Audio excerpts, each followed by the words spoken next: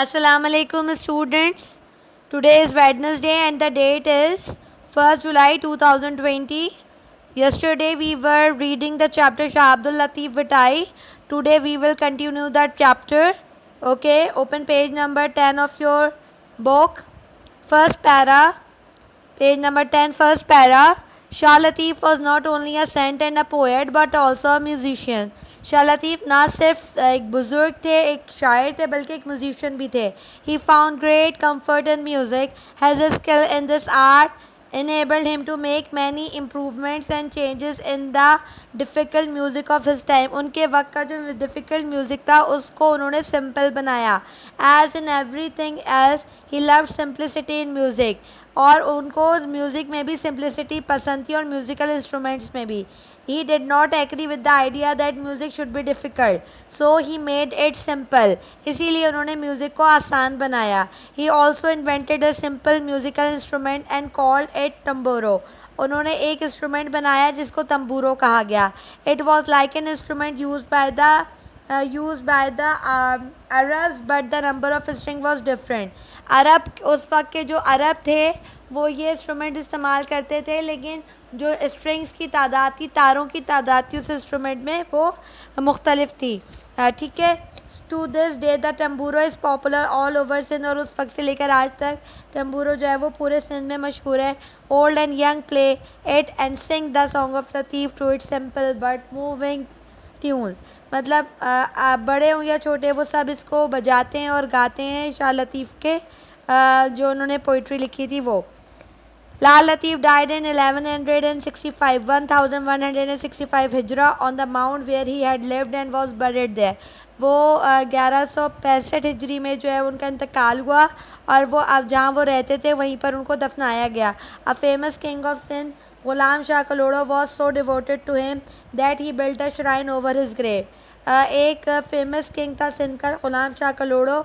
वो बहुत ज़्यादा उनका अक़ीदतमंद था, इस वजह से उनका मज़ार बनाया उसने.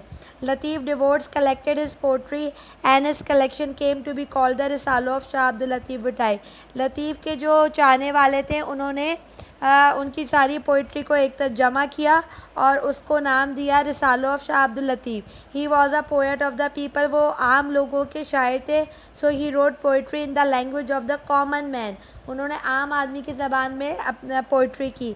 This collection of his poem is too valued that it has been translated into many languages. इसी वजह से उनकी इस पोइट्री का बहुत सारी ज़बानों में तर्जुमा किया गया.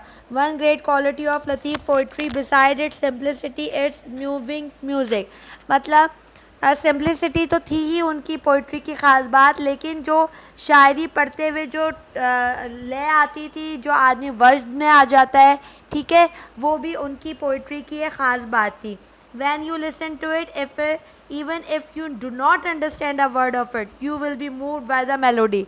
आपको ना भी समझ आए उनकी पोइट्री के वो सिंधी ज़बान में, लेकिन जब भी आप उसको सुनेंगे आप जो है एक तरंग में आ जाएंगे.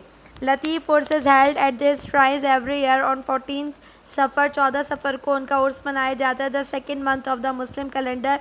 Many thousand of people gather. बहुत सारे लोग जमा होते हैं. Listen to the saint song sung on the tamburo, ताकि वहाँ वो सुन सके शाह लतीफ़ की शायरी तंबूरों के ऊपर. And offer there prayers. Many learned man read papers that tell about Latif's life and his poetry. Recently, a library, a rest house, and a museum have been built. The shrine itself has been rebuilt and connected with the main road. Its lovely white dome, representing the purity and dignity of Latif, can be seen from many kilometres. वहाँ पे जो shrine है वो सफ़ेद colour का, वो दूर से ही नज़र आता है और उसको मेन रोड से कनेक्ट किया गया है. Latif message is the message of love. He believed in the brotherhood and equality of men and in pleasing God by good deeds. This, according to him, is the goal of life. लतीफ़ का message प्यार का message है, मोहब्बत का message है. वो भाईचारे पर और इक्वलिटी, बराबरी पर यकीन रखते थे और उनके बकौल की ही ज़िंदगी का मकसद है. ठीक है क्लास स्टूडेंट्स, ये पूरा चैप्टर कंप्लीट हो गया. इसके कुछ क्वेश्चन आंसर आप कर चुके हैं और कुछ क्वेश्चन आंसर इंशाल्लाह ताला आपको जो है वो आज ही जो है वो भेज दिए जाएंगे. Thank you.